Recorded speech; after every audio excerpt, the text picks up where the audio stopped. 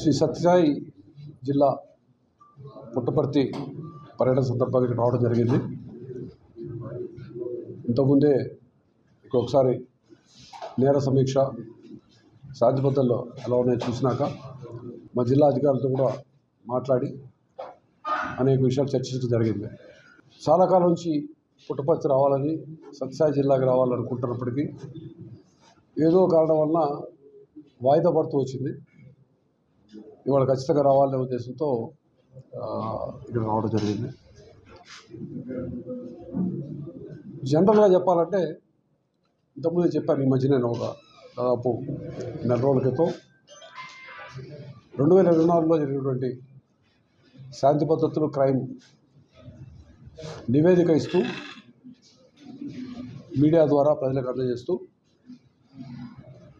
దాదాపు అన్ని నేరాలు కూడా తగ్గినాయి ఎక్సెప్ట్ సైబర్ క్రైమ్ అని చెప్పడం జరిగింది.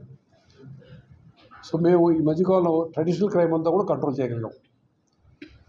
అది ప్రాపర్టీ క్రైమ్ కావచ్చు, బాడీలీ అఫెన్సెస్ కావచ్చు, ఇతరత్ర ఆర్థిక నేరాలు కూడా దాదాపు తగ్గుముఖం పట్టే విధంగా చేయగలిగాం.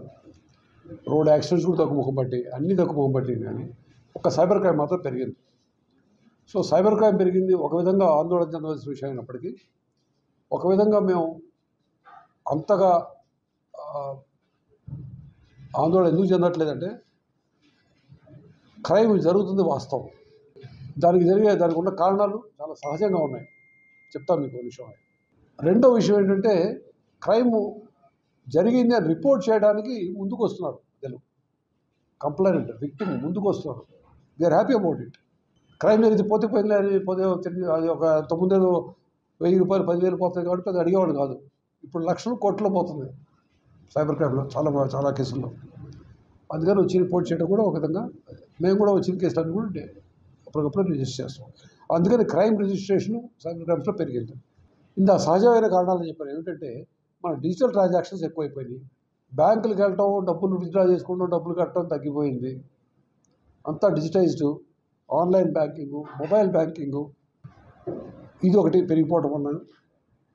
అదేవిధంగా మనం ఎక్కువ ఈ రెస్టారెంట్స్కి వెళ్ళిన దగ్గర నుంచి ఎక్కడ పోయినా కానీ షాపుల దగ్గరికి వెళ్ళిన దగ్గర నుంచి అంతా స్మూత్ వే ఆఫ్ పేమెంట్ అని చెప్పేసి కార్డ్స్ అయితేనేమి, గూగుల్ పేలు ఇవన్నీ, యూపీఐలు ఇవన్నీ చేయడం ద్వారాను అక్కడ కొన్ని అప్రమత్తత లేనప్పుడు జరుగుతున్న విషయాలు కొన్ని అయితే. రెండవది ఏమిటంటే తెలియక సడన్గా ఫోన్ చేసి మీకు ఏదో ఒక ఫలానా పార్సల్ ఇక్కడ ఇరుక్కుపోయింది, బాంబేలోనో ఢిల్లీలోనో ఇరుక్కుపోయింది, కస్టమ్స్ వాళ్ళు లేకపోతే డ్రగ్స్ సంబంధించిన నేరంలో మీ ఆధార్ కార్డు దొరికింది, ఇంకోటి దొరికిందని చెప్పడం, లేకపోతే తెలుసో తెలియకో మీ బ్యాంక్ అకౌంట్ ఫ్రీజ్ అయిపోతుంది తెలియక ఓటీపీ చెప్పేయటం, క్షణాల్లో లక్షలు కోట్లు ట్రాన్స్ఫర్ అయిపోవడం ఇవి జరుగుతూ ఉన్నాయి. దీని పట్ల మెయిన్ థింగ్ ఏంటంటే మనం చేయగలిగింది అవగాహన చేయటమే. ప్రజల్లో ఎక్కువ అవగాహన ఇవ్వడానికి అన్ని విధాలు ప్రయత్నం చేస్తాం. ప్రతి జిల్లా పోలీస్ కూడాను దాదాపుగా ఒక 1 minute 1.5 minute సంబంధించినటువంటి వీడియోలు, ఆడియో క్లిప్స్ బాగా ప్రచారంలో తీసుకుని ప్రజల్ని అప్రమత్తం చేస్తానికి ప్రయత్నం చేస్తాం.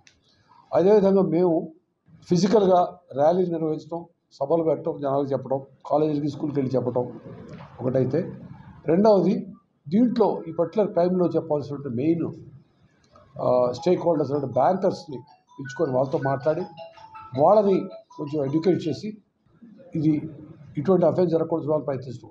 ఇలా అనేక విధాల ప్రయత్నాలు జరుగుతూ ఉంటాయి. రెండవది ఈ మధ్య కాలంలో ఈ సైబర్ క్రైమ్ గురించి సమీక్ష జరిగినప్పుడు entire home department, police department పనితీరు సమీక్ష చేసినప్పుడు